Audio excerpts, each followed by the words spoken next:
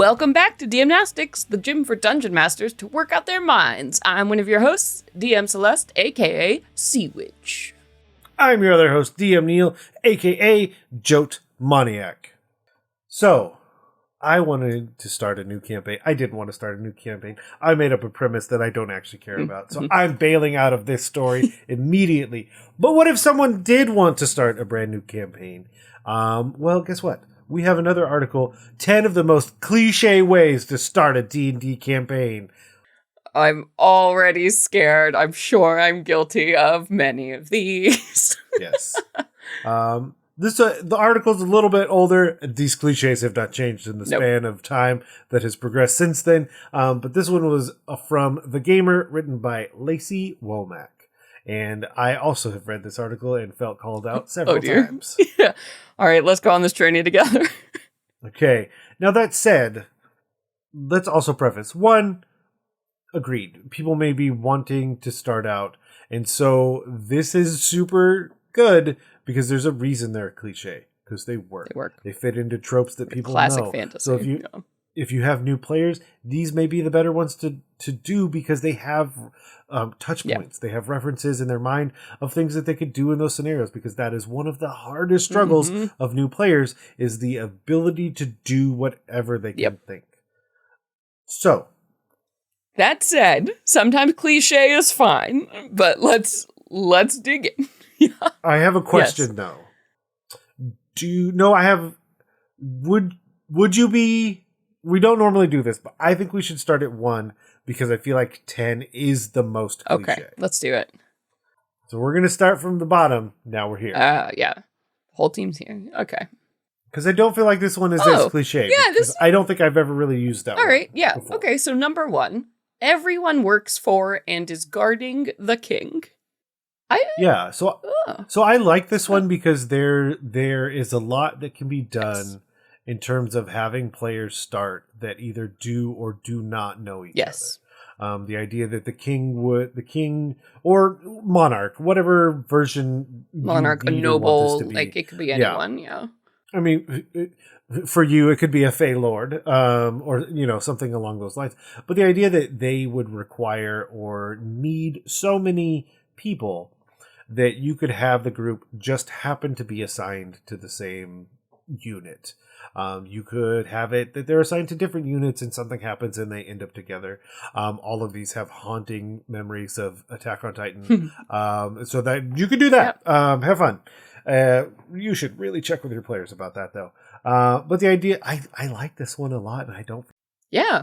Actually, I think this is great. This is, I have seen people do it, like some actual play podcasts. I can think of a couple that started like this way, but binding people together from the get-go with a job and a clear goal is not bad, especially when you have brand new players who are like, why would I do any of this? And you're like, aha, because you're a guard. This is your job, right? Like, that's a nice one. I like this one. Yeah, I really like that one as well. And I would say that would be a lot of fun to do because you also have the show don't tell.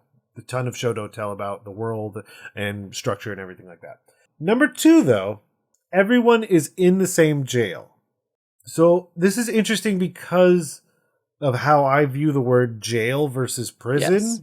Because this makes me think potential, somebody's in there drunk tanking, through the night. Some small misunderstanding. Someone could just be the constable as their character, and something larger happens. You have, it makes me think of some of the scenes out of like Pirates of the Caribbean, where like the other pirates are now attacking, and now everyone's kind of banding together. Like Robin Hood Men in Tights, the way it starts. I'm like, what? Or actual Robin Hood. Whatever. Yes, I like this one too, but the problem with this one is that you really need to buy in. Like if all your characters have been arrested and they are in jail, like you need to make sure everybody's okay with that. Because if you have like a paladin in your party who's like, I'm the most lawful good person in the universe, like why am I here? This is ridiculous. Like that could feel bad. But if you do talk to them and work with them and set up like, oh, maybe you're in an enemy camp or like something like that, I think this could be a really effective And it builds right in your first adventure is, jailbreak. Yeah, I think a session 0 is imperative because you could have the paladin be there, not in a cell. Right. They're there to I saw so and so illegally park their car. Yeah. Blah blah blah blah. I made a terrible paladin, by the way. I am the paladin of parking tickets. Oh, no. I took the oath of the public transit, the oath of transit. Oh my. And then the druid's like, and I couldn't dare see the horse be contained like that, and I set him free. The paladin's like, I'd also like you to arrest this druid. So, the third one also, I don't feel like and I feel like the jail one is a little bit less cliche because I feel like it also starts with like prison, not necessarily jail. But the third one, I really like this idea. Yeah.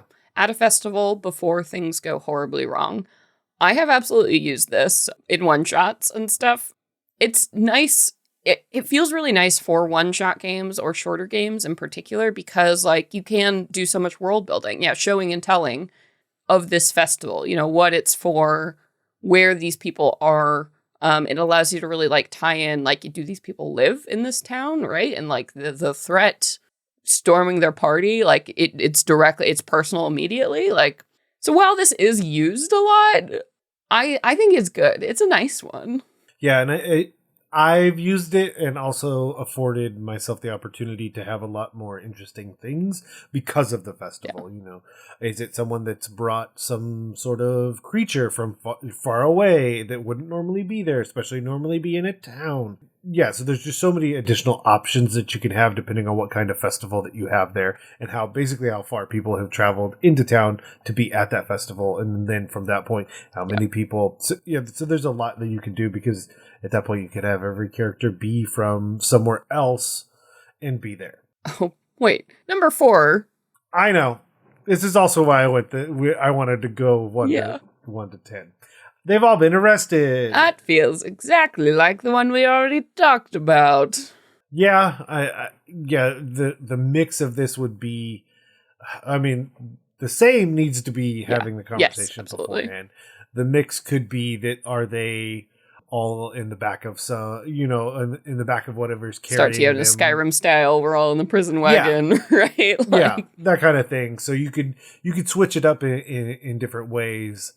But it is very similar to the other one. We've covered that ground. Yep. Oh, that's fun. Okay. Number 5, after a massive shipwreck. I don't think this is super cliche. I think this is just kind of clever, especially if you're doing like an exploration heavy game. You land on an island that's got all kinds of weird dungeons and monsters and stuff. Like, what a fun thing to do. I actually want to do this now.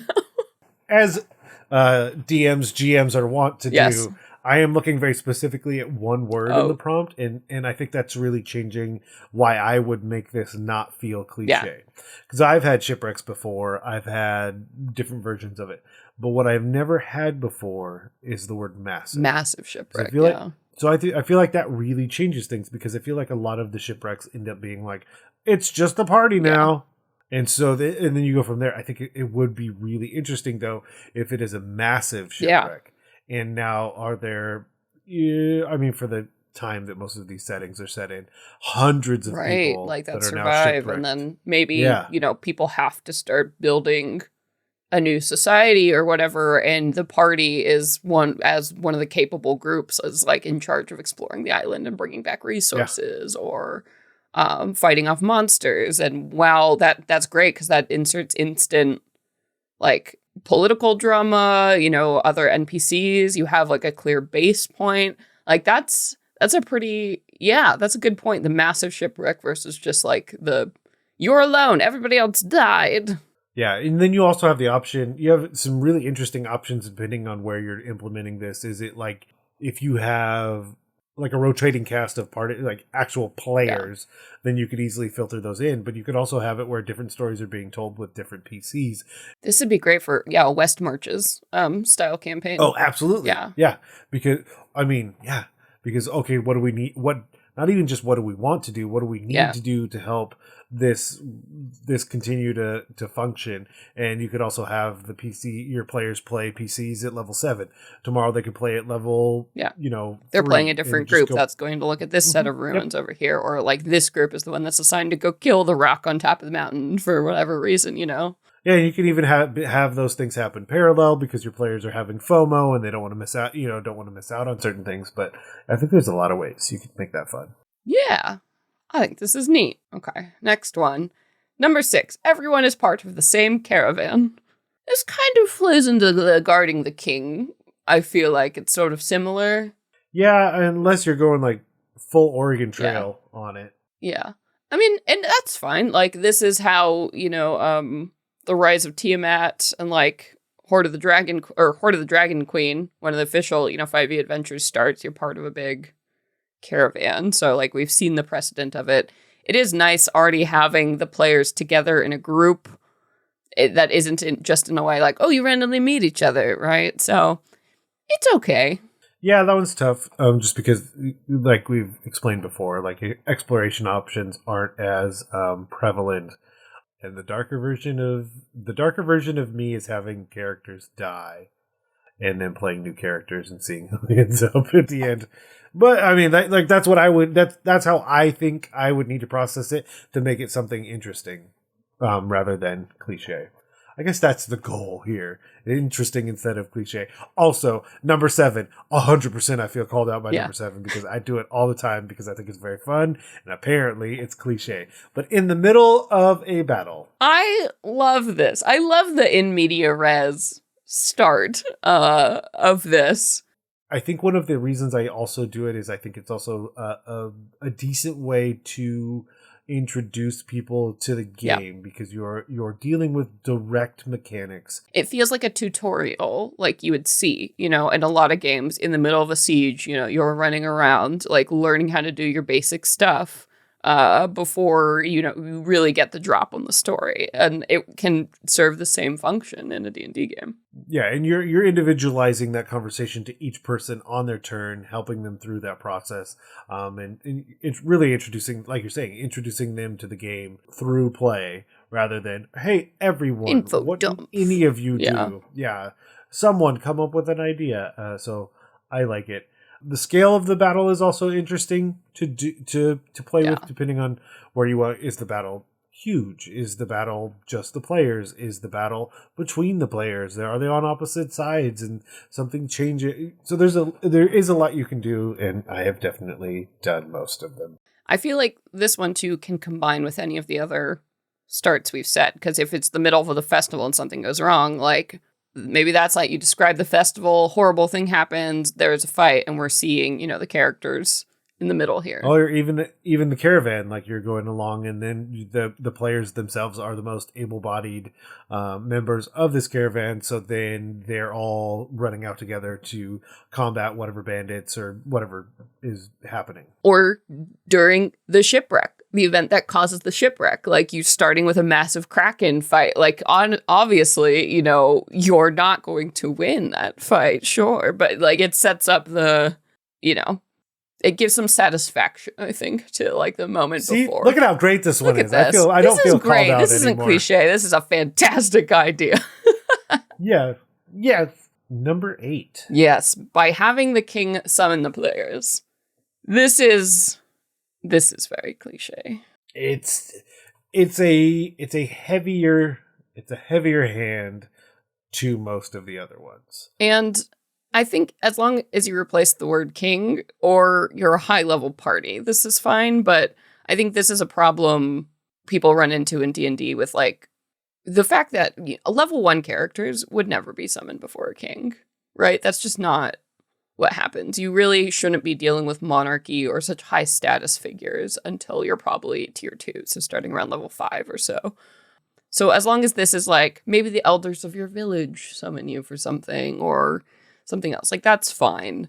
Yeah, you would almost have to have someone's backstory tied into that minimum right. be the catalyst, and then even there, I now, or like collectively, we need to figure out why anybody else knows any of the rest of it. Like it's maybe if you have a character that's playing like it's like the noble background, right, and they're maybe the son of the king, right, or whatever, like that can make sense. But yeah, you have to think a lot about those backstories to make this one feel satisfying. Otherwise, it does just feel like a kind of an empty cliche.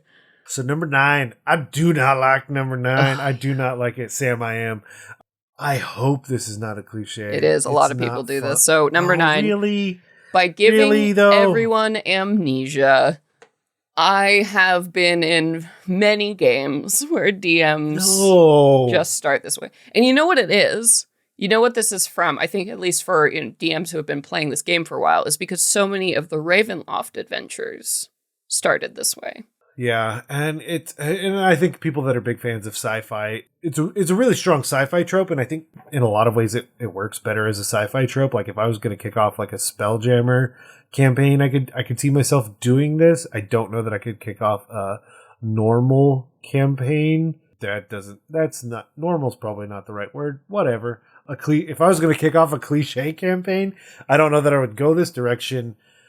They do. I'd have to have so much. Yeah. Like if you're playing with a group you're familiar with and stuff like this, honestly, you really need to check with them if this is like okay, and make it a thing. But I do want to point out in this sentence, in the last part of this, it said it's definitely a good start for DMs that are playing with a group of new people because it gives them an in-game excuse to struggle to remember their stats and what items do. So that's kind of, I guess that is sort of a good point if you're playing with totally brand new characters who aren't, I guess, interested in the roleplay stuff. Like maybe, but I've also heard the version of you're having it where the players don't know basically anything about themselves and they're like learning through play about their own characters, which just feels even weirder. Like, okay, so the two versions of that are like, okay, but are they figuring that out for themselves or have I decided that? And they're figuring out what I decided. Yeah. I don't like the second one because 2 reasons. Yeah, this definitely messes with player agency. The first reason is I don't want to do that much work, and I don't want to do that much work on behalf of someone else. I think if I was going to start it and do this, it would be 1 session, and then they would be fine because I do not want to keep that going. All right, number 10, though. In a tavern with a mysterious stranger. Very cliche, extremely popular, but like the article says, for a very good reason. It's like a very, very classic, relatable fantasy situation. So I don't think this is bad or wrong to do in any way. Have you read a book or watched a movie? You might have context for this exact scenario. Moment. Yeah. It's a good one. It's a stock standard for a lot of reasons. It is nice getting to see these like openers where people are relaxing at first, right? So we get to see them, what they're doing in a tavern, like what they're doing for fun or whatever. It's kind of a nice way to introduce people, ease, especially new players into the game, because your choices are limited to like, hey, you're in a tavern. What are you doing? Like most people have been in a bar or a restaurant before. So in their real life. So they have a pretty good sense of like what they would do in this environment, which is one of the reasons it can be really an easy transition for new players, as opposed to starting in the middle of a fight. Like sometimes your new players might look at you wide-eyed with terror and have no idea what to do because not many of us have actually seen combat in our real lives, right? I would say for me personally, I would say that, yeah, these wholly individualized are probably cliche, but then just mix and match the ones that sound the best. Is it that they're in a tavern and a fight breaks out? Is it that they're part of a caravan and they've stopped in the most recent town and they're in the tavern? They've been summoned to meet the king, but the king is in hiding and disguised as a mysterious stranger, like in the tavern. There you go. Done and done. Which one called you out the most? Because mine was definitely in battle. I think the festival one. I've used that one a lot. Honestly, I've even I wrote like the Rime of the Frostmaiden in D&D Adventurers League. Like adventures literally starts with a big party and this, and I can think of 3 or 4 different times I've absolutely used this. So yeah. Okay, there it is. Well, thank you, Lacey, for calling us out a little bit. But you're right. Again, per usual, fantastic article to read because I think, going back to all the reasons why we do this, I think there are a few on here that I was surprised are cliche. Yeah. But that means it's not cliche for me and probably not for my players. So then I can try a few of these out. I'm not going to give them amnesia though. Absolutely not. But if you see fit and you enjoyed this or any of the other episodes, head to Apple Podcasts or your podcatcher of choice and leave us a rating and review. We'll love it. Yeah. And if you ever want to reach out via email, you can do so at dmnastics@gmail.com. Make sure to follow us on Twitter at DMNastics, Neil at JoteMoniac, and me at CConowitch. And for everything else on the network, you can visit blockpartypodcastnetwork.com. Let's head to the post-workout. Yep. Let's head to the post-workout cooldown. Why can't I read? Let's head to the post-workout cooldown and stretch with the light bulb.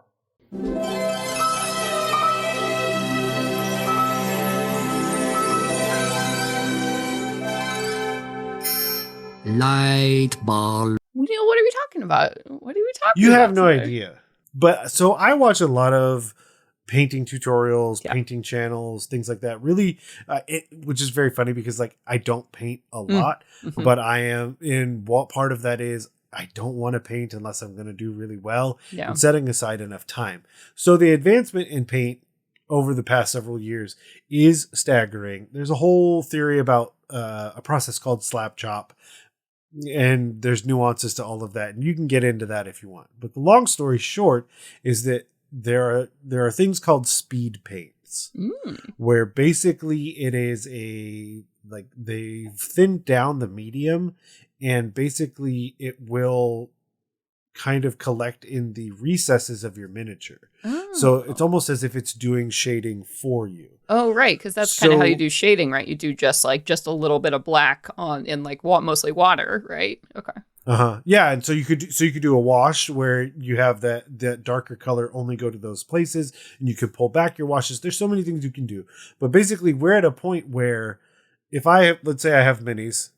I have a lot of minis. Let's say we have minis, theoretically, that need painting. Yeah. Theoretically, I'm sure that's none of us. It's called the pile of shame. Collectively, that's what it's called. I have a box, so I don't have to look at it. Yeah. Perfect. So let's say I grab this mini, I base it however I want. Is it that I throw some dirt at it, throw some rocks, so I'm going to prime it black. And then I'm going to do what's called a zenithal highlight, which is basically spray lightly white. So now it's going to catch the highest portions of the model, and whatever direction I'm spraying from, that's going to be the light. The other thing I can choose to do is I could basically dry brush it and get a little bit of white on there. So now I have a gradient, like a black and white shaded version. Now I grab these speed paints, and already parts of the model that should be lighter are lighter, and others that aren't.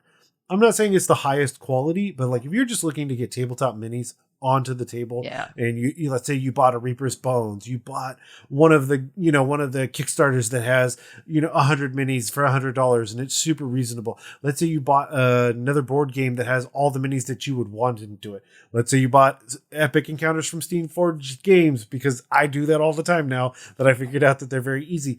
But those are just colored minis. But if I want to get to a place where they're very close to, they are. You need a whole ready. Goblin army, right? And you want them all wearing the same rough colors, right? Yeah. Yep. Yeah. And so I bought a thing of speed paint. I bought basically at that point I need a black primer, white paint for dry brushing or highlighting, and then just start throwing speed paints at them, and it gets awesome. Really, where can we get these? What are these speed paints?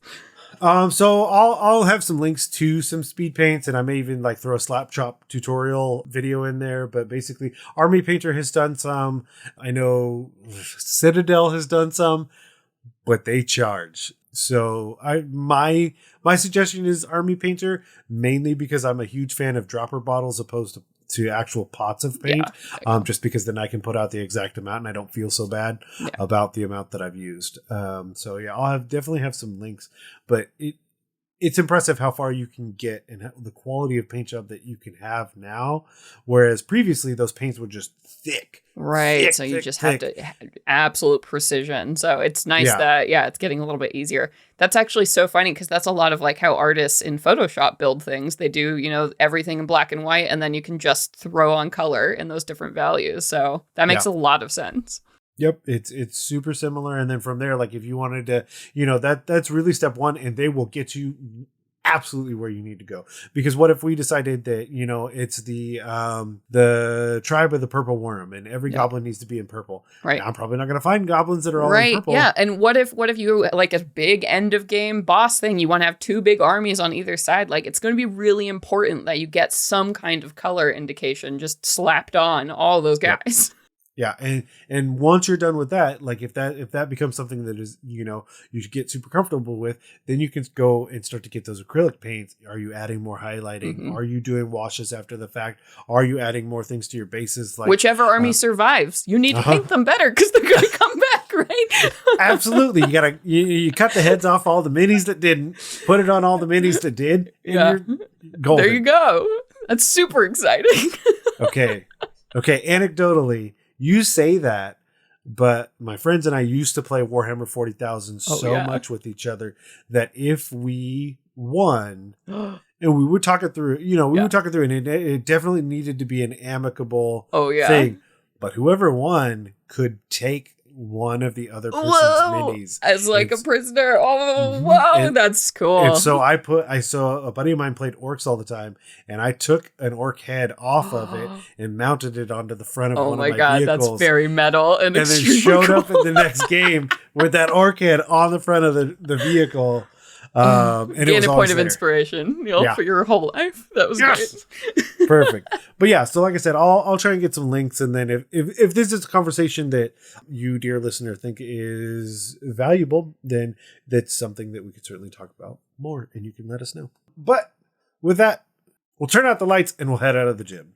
Before we go, I want to implore you, the listener, to join the forums, the Discord, Twitter, and anywhere else you can find us and take part in these challenges, exercises, and other amazing conversations being had. And to do that, head over to dungeonmasterblock.freeforums.net and try some DM-Nastics so your players don't ask, do you even lift?